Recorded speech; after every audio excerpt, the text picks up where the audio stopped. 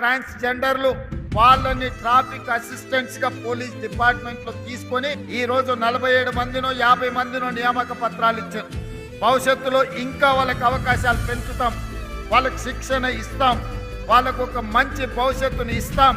ప్రభుత్వం కట్టే ఇందిరమ్మ ఇండ్లు, ఇప్పుడు అందుబాటులో ఉన్న డబుల్ బెడ్రూమ్ ఇండ్లు కూడా ట్రాన్స్జెండర్స్ కి ఇవ్వడానికి రాష్ట్ర ప్రభుత్వానికి వెనక్కి పోదు.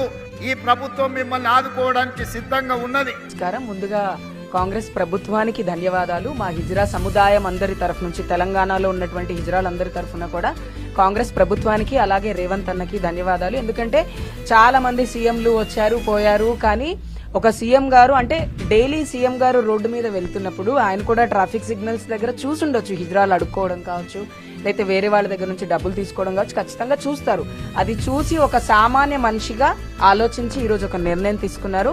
దానికి ముందుగా తెల్లారితే అదే ట్రాఫిక్ సిగ్నల్ దగ్గర అడుక్కునే మాలాంటి వాళ్ళకి అక్కడ గౌరవప్రదమైన ఉద్యోగం ఇచ్చి అక్కడ నిలబెట్టి వాలంటీర్స్ గా జాబ్ చేసి వాళ్ళ త్రూ ఈ ఒక ట్రాఫిక్ ని కంట్రోల్ చేయాలి అని అనుకుంటున్నారు. ఆలోచించి ఈ రోజు ఒక నిర్ణయం తీసుకున్నారు.